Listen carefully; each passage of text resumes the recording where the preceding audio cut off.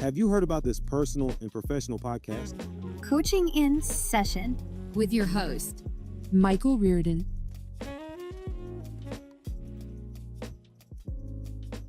So it's been a couple months since we welcomed a new member into our family, and it's a girl. Our first was a boy.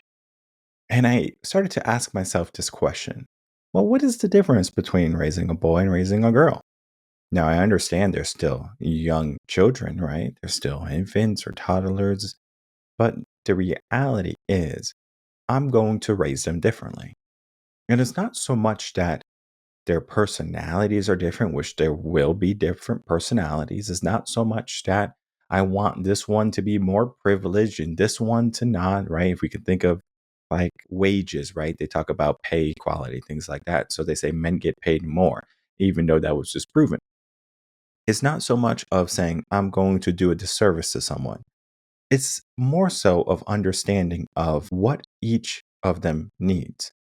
Now, let's just kind of go in the whole premise of man and woman. A man is not born with his value versus a woman being born with her value. And I understand this is controversial because you might say, well, I'm not born with my value. I have to build myself up to who I am. And rightfully so. You do have to build yourself up to be more valuable in a sense. But if we can just kind of fast forward a little bit and let's say maybe we're young adults now, maybe we can drink. We are 21, we can drink. So you go to the bar.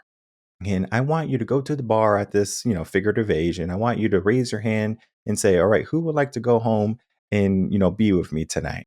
Right. I mean, intercourse, right? Most of the girls in there, they're going to say, no, no, no, no. Right. So maybe you might get out of 100 people in there, 1 to 5. Right. That's going to be probably the statistic. But then if the roles were reversed and there was a woman who raised her hand and says, all right, I'm looking for a guy to go home with, she's going to have suitors out the wazoo. So out of the same 100, she might have around 30 to 40. Now, it might not seem like a huge discrepancy, but I'm sure it would be closer to 100, maybe 90, around there, if there wasn't the competition bias. Men view competition very differently because for men, there's an unwritten law that if I'm dealing with another man, essentially, there is always the proponent to violence. I was reading a book and it was very interesting because it talked about the different types of hormones and the personalities. And basically, when it comes to like fight or flight, that mechanism we have, men are more willing to go violent to fight than for a woman to do it because she doesn't get anything from it. Like physically, like in her mind, like the chemicals that go on, she doesn't get anything from it. She would rather sit down and have tea. But it's not so much that she won't fight for what she loves. It's just that she's not hardwired to fight. And we're not even talking about like who's bigger and stronger and like the biological nature of men and women. We're just talking about how the mind is made up. So with all of this being said, we understand that men are going to fight. They're going to, put hands on. So the danger for most of the men, that's why I'm, being conservative, 40 to 50, maybe around there, are going to say, you know what? It's not worth the trouble, right? Oh, that guy is looking better than me. That guy has more money than me. So you automatically say, I'm not going to even pursue her, but I would like to. She can have all 100 guys lined up. Her value was given to her, essentially, right? She's born with that value, right? Just her being a woman, right? It's something that's something I want, right? It's a yearning for that. For guys, like we have to earn that status, right? If you ask a woman what she wants, typically, it's, I want a guy who's going to be, supportive, who can support me financially, physically, maybe even, right? Security. So those main things. And then, of course, there's going to be preference. I want him to be 6 feet tall, six-pack abs, etc. No kids. I mean, we can go down the line of what someone would want in a person. But then if you just ask a guy, it's much more simple. I want a woman who can, give me kids and be my peace and make my house a home, right? The simple things. It's not so much of she needs to be the supermodel. She needs to be a 10 out of 10, needs to be smoking hot because for men, what I have found is that beauty is not so much only in her makeup. It's not so much only in, how she looks, because a woman can easily put on layers of foundation and makeup and look like a totally different person. So we have to look deeper. How does she make me feel? Does she support my dreams? Is she, does she come from a good family, a good mom, a good dad, right? And, does she have good values? Because we can, see the good fits for men and we can see the bad fits for men very easily. But when it comes to choosing the right man for a lady, it's much more difficult if she doesn't have a father in the picture. Fathers have, taken a bad rap for being that optional thing in a child's life. So I can't tell you how many single moms there are because they just want to do it themselves. They have this very individualized or maybe even a feministic type of mindset of, I'm going to be the mom and I'm going to be the dad when it comes to raising a child, whether it be a son or a daughter. The daughters typically tend to be in a worse situation. So what they do in the teen years is they start to go and seek validation from other boys. I'm looking for the father I never had. And you probably have heard this, a girl with daddy issues. You don't necessarily hear a guy with daddy issues. You might hear a mama's boy, but then of course, it can always be a mama's girl too. But it's not necessarily, right? A girl has daddy issues and a boy can be a mama boy. Well, there's a reason for that, right? Cristiano Ronaldo, he's a soccer player. And when he was talking to his wife early on in the dating process, the girl asked, do you remember who your first love was?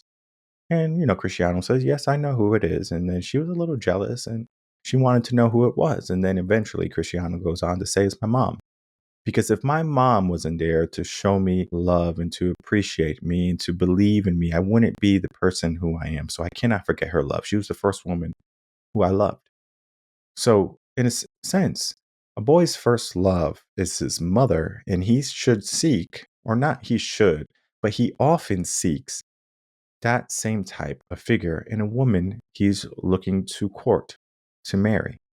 A woman typically would say, I'm looking for someone like my father. And for a woman, it's very simple to understand, what type of man you're around. And it's not so much that you ask him, because he's going to tell you what you need to hear or what you would like to hear, right? We can tell you lies all day long. It's more so in our actions. Are we doing what we say we're going to do? Are we just doing things to kind of get you to feel a certain way and then kind of moving on with our life once we got what we wanted? And that's going to be the majority of men. So we look at these boys of who are mama boys, and girls will say, "Oh, it's a turnout for me, right? He loves his mom so much, and it's just he his mom does everything for him, but it's not so much that the mom is doing everything for him. It's just that the mom loves him so much, right? Because when it comes to a man, the only two people, or the two was one person who will love you unconditionally is your mother, maybe your grandmother. And then of course if you get a dog, they're going to love you regardless. But when it comes to the condition of your wife, it is conditional. We can look at the statistics now. It used to be 50% of marriages. Now it's more like 40% because most people are not getting married today, right? Because people are learning, hey, why would I get married?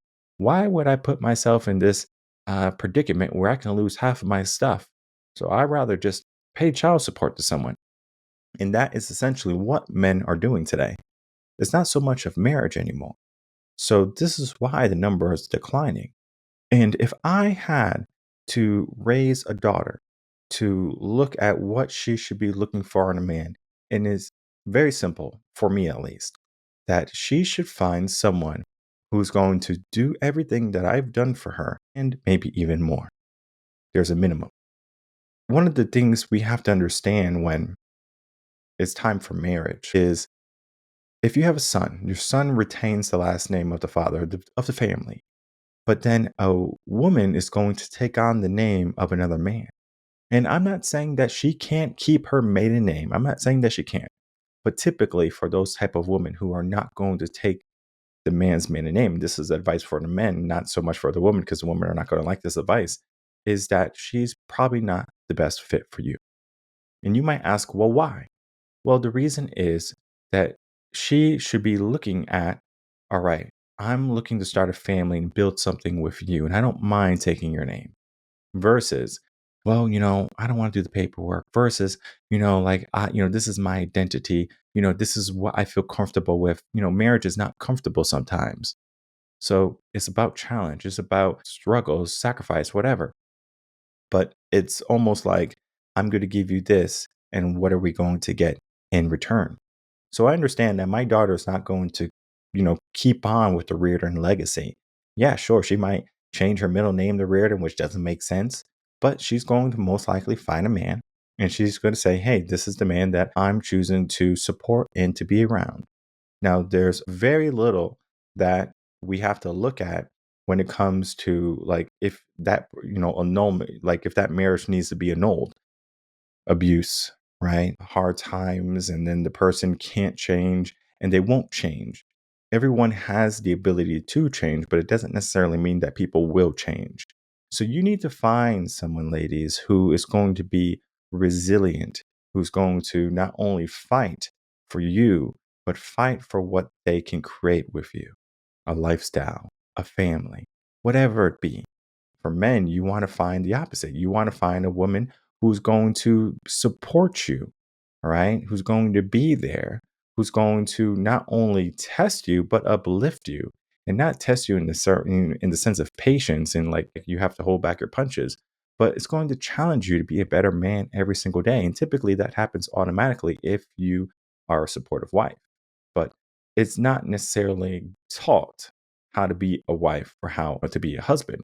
We're taught to say, hey, you need to find this type of person rather than you need to become this type of person for this type of person.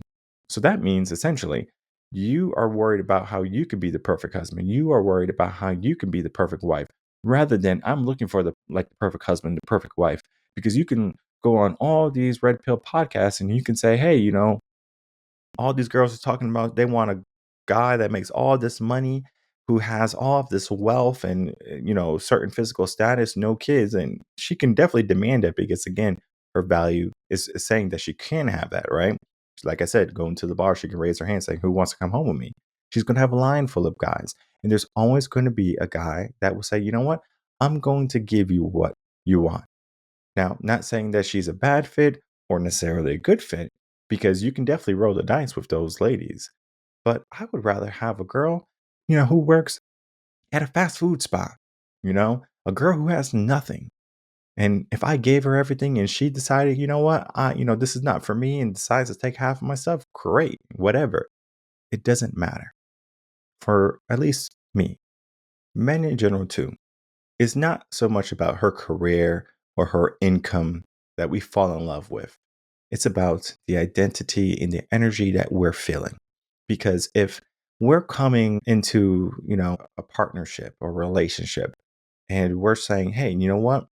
I would love for this to happen. And if it doesn't happen, what do we do? One of the reasons why men are in sexless marriages is because they don't know how to say what they want. They don't know how to put their foot down. And it's not so much that you put their foot down to be a tyrant. It's just that, can you relay what you want, your expectations? If you cannot relay those expectations, then it's always going to be a problem of communication later on.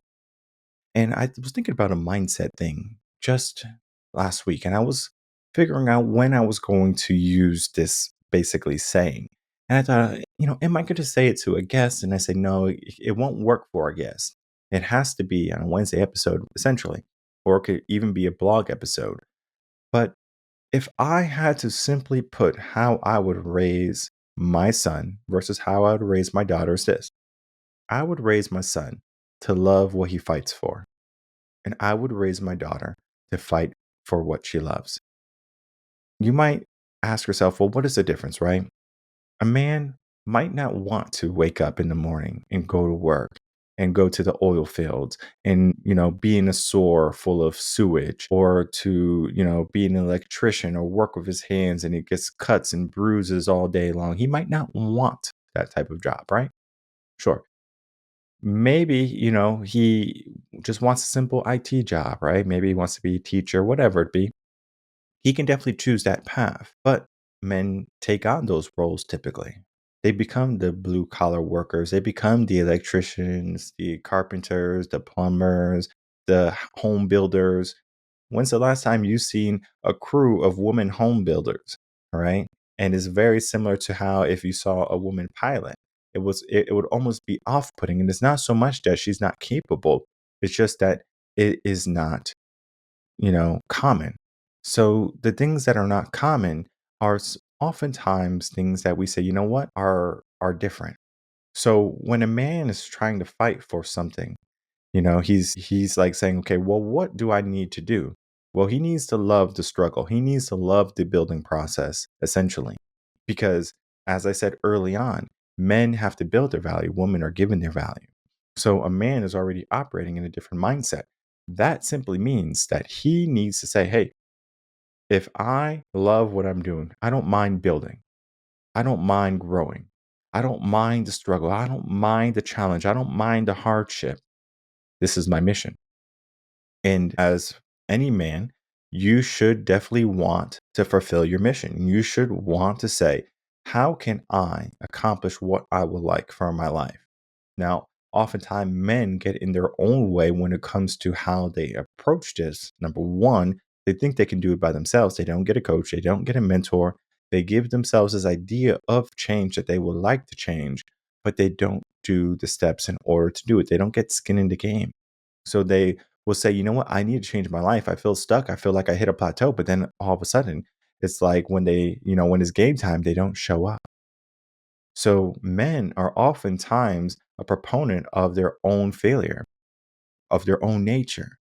When the reality is, if you can learn to love what you fight for, you wouldn't fall into this victimhood. You wouldn't fall into this mentality of, well, I hope things come, good things come my way, or things turn out my way, or a wonderful woman approaches me at the bar. We have to once again learn to be the hunters because when you are building yourself up, you are learning, you are growing the knowledge, the wisdom, everything, and is hopefully instilled from another man. And I always talk about this. A boy, when he's looking to become a man, is always going to find another man to emulate. He's not going to look at his mom anymore. He's not going to look at his sister. He's going to look for a man, a father figure. It could be an uncle. It could be a rapper. It could be a teacher. It could be whoever, as long as they are a man. So then they say, okay, this is what a man is.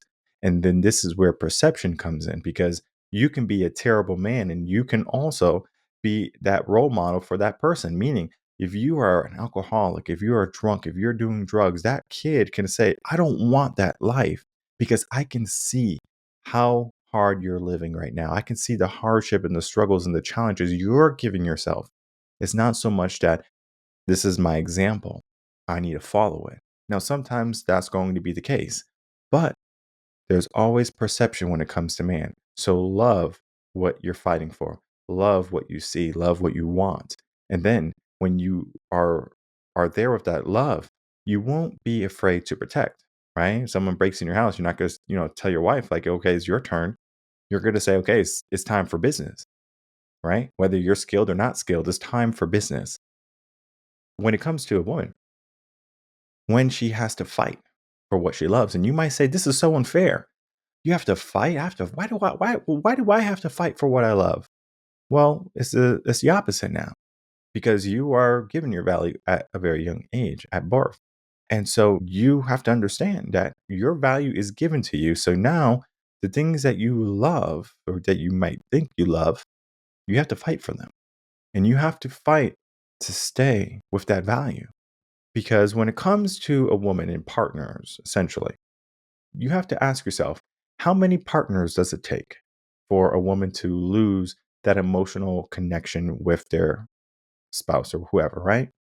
Well, let me tell you the statistics. They're out. The research has already been done. It's 4.5 partners. Now, for men, we can disassociate, or what I found for men is that they can disassociate sex and the person, right? So for them, it's just sex. It's not an emotional connection. They're not getting down on one knee and saying, hey, I want to marry you. Now, sometimes you can have guys who are just looking for anything, right? Those are typically not the men you want, ladies. You don't want a man that's just going to accept whatever he gets. All right. My barber says this. He says, a job will get you by, a career will get you through. You want a man who has a plan. Now, the plan can maybe be ambitious, right? It could be, whoa, like, what are you trying to do? If he doesn't have a plan yet, I'm not saying he doesn't have one. Maybe he's building it, right? Maybe he's thinking about it. Maybe, he's ruminating on the different choices that he can make. But the end of the day is he is not a project for you to say, hey, this is my project. This is my fixer upper. Let me try to change this person, because a man won't change because you want him to change. He will change when he wants to change. Now, typically for men, we need the trauma, we need the hardship, we need the struggle in order to change. It could be a traumatic, like a death of a family member, mom, dad, grandma, grandpa, whoever. And it could be enough to say, you know what? I'm not afraid anymore to try to put myself out there. I'm not trying to be the hero anymore to everyone. In a sense, I like to think of myself as the villain. Yet most people who know me and how I approach them, they would never say that I'm the villain. But I say that I'm the villain is because I am going against the grains of pleasing people. We have to understand that it's not so much about being Mr. Nice Guy. It's about being the good man that you know you can be and the good man that you know you are. Essentially, the destiny that awaits you is something that you have to want to see. And it's very easy to tell if a guy wants that destiny to be fulfilled. Now, if you are a woman and you have a guy who's in a career, who maybe is established, who's not really a go-getter, he's an average guy, you have to ask yourself, are you going to be okay if he doesn't change? That's essentially the question you have to ask yourself. Like, will you be okay if this man never changes in his life? If he doesn't make more than $50,000 a year, if he doesn't ever get in shape, if he doesn't ever, buy you flowers, would you be okay with that type of man? And if the answer is yes, then it'll be okay fit, right? Making sure, of course, your values align, 7 out of 10 minimum. So that could be something that you do. However, most women, when it comes to traits in men, they want someone who's disciplined. They want someone who is a go-getter, someone who is seeking change. So that man should have a plan, right? And then you are not looking at him as a fixer-upper, because you will accept him at his highest and you will also accept him at his lowest. Because if he lost everything, would you say, I got to pack my bags and leave you? No, right? Now, not saying that every woman is going to be thinking that, but there are going to be some, right? We can say 12% around there will definitely run away when the money runs dry, when things are not good, right? Because it is a survival mechanism, right? It's a survival thing. It's in your DNA. You want the biggest and strongest guy that's going to protect you, that's going to give you the world, essentially. And you don't want someone who is not doing that. Or you don't want someone who is maybe not as ambitious as you, because you have built your career. Now you're the strong businesswoman. And of course, you can definitely want good in your life. You don't have to accept living in an apartment. You can live in a mansion if you want. You don't have to accept riding on the bus. You can get your own car. It doesn't matter what car, BMW, Ferrari, a Jaguar, whatever. You get to make that decision. And here lies the difference. The decision is you get to choose whatever you want, but how you choose should be very important. A man can choose and fail. A woman, if she chooses, is almost like it's much more difficult to get around, because we talk about how men and how women get over a relationship. A woman is going to, deal with the relationship, break up, like, oh man, like this sucks. Taylor Swift, I'm gonna write some songs about the guy. I'm gonna talk bad about him. I'm gonna key his car, maybe, right? We can go down the list. I'm not saying you will do any of these things, but the reality is, you deal with those emotions head on, versus a guy is just kind of like, well, I got hurt, I got burned, and he basically stays there. And it ruins the man, right? When it comes to him loving. So this is why many men will dissociate, emotions in the person that they're with. unless they say, you know what, this is a person I want to protect. This is a person I want to marry, a person I want to be in my life forever. That can ruin a man. Essentially, you want someone in your corner who is going to not only support you, but believe in you. Because if you can't even believe in a person, then you're, setting yourself up for years of hardship. And it's not so much about only the money. Money can always be made. We can always get a job. We can always work some extra hours. We can always, figure out a business thing. And we might be, a person that fails, right? And it's okay to fail, right? We are building ourselves up, especially men. You're building yourself up. It's okay to fail, right? Women, when it comes to, failure, you're still building yourself up, but it comes with a different type of mindset. When you're building yourself up as a woman, this is where community is so powerful. You have sisters, you have, your mom, your relationship with your mom, you have, your relationship with your peers and coworkers that might be other women who are successful, and then you can confide in them. Men don't necessarily, talk about their feelings when they go on fishing trips. They talk about sports, they talk about everything that is not important, like pertinent to their emotional well-being. A woman will say, okay, this is what is going on. I'm trying to emotionally regulate. And then you have a support system. Men don't necessarily have that support system. So you need to be very careful of the people you keep around you, both sides, right? Because if you're a man and you keep people who can't see or understand, what you're going through, sure, you can get a coach to supplement, but at the same time, that's not their responsibility when it comes to you. So you don't necessarily put people in your circle who are going to make sure you feel okay or make sure that you're taken care of. You want people who are going to challenge you, people who are going to be that support system to say, hey, you got this, you can do it. And even if you fail, to not say, I'm going to abandon you because you failed. Women, on the other hand, if you fail, right, they're going to say, well, he's a jerk, whatever, in, marriage or whatever, in a job. Hey, I know someone, right? So it's always that support. Let me see how I can help. But I go back to my initial question. How would I raise my son and how would I raise my daughter?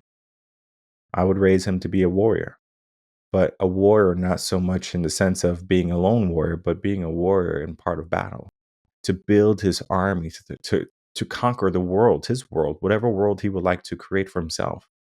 For my daughter, for her to understand that, she is this precious resource that can be misused if she allows it. So she must give herself a mindset to be resilient and to be wise in how she chooses partners and peers also. She doesn't necessarily want a guy in her life that's going to tell her all these nice things when her hormones are raging, but more so, my dad has taught me what to expect, and he has set the bar, right? I know there was a comedian that talked about this. He basically says, if my dad did that, it would be so much better. Or if my dad did that, it will be done already.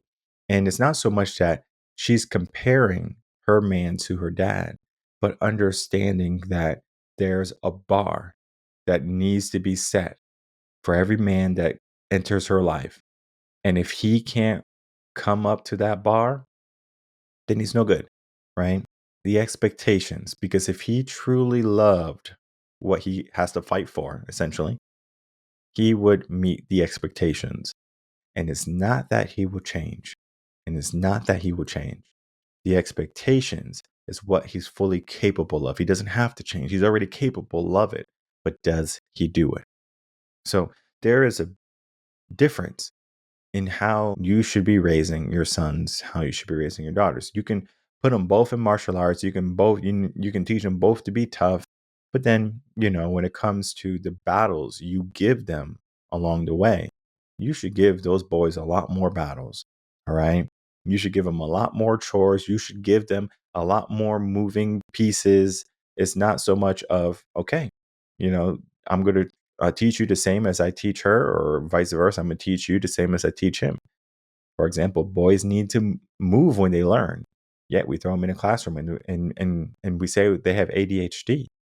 For a woman, she can sit down, for a little girl, she can sit down and color, and she can read and do all of these things, and it's very different than a guy. And you can go on YouTube, you can go on TikTok, you can look at these videos of people saying there was such a difference between the boy and the girl, or people who have two boys, and then they have friends that have girls or something, and they say, my boys are feral. They're jumping off. They're yelling. They're screaming. They're fighting. They're doing all of these things. And I'm wondering, like, what did I do, Lord, in order to, get this, to get this hand? And they look on the other side and they say the grass is greener. They say, oh, look at the girls. They're sitting down. They're playing nicely and they're having tea and they're getting along and they're sharing and they're so happy. It seems like they're not fighting, but we're different. And if you can't understand that we're different, then you're going to raise them in the wrong light. So we have to figure out what light we would like to raise them. You can raise a woman to be a warrior, sure. You can raise a woman to be independent, sure. But is that where she shines? So yeah, sure. We're going to raise children differently. We're going to have different personalities. We're going to raise boys different than we do girls. And there's nothing wrong with that. You figure out what your kid needs, what your child needs, and then you basically bring out their skill, their talent, their meaning for being alive. Because we all have different inklings and personalities and brave patterns. So why would we say, hey, I'm going to be stringent on what you do and how you do it?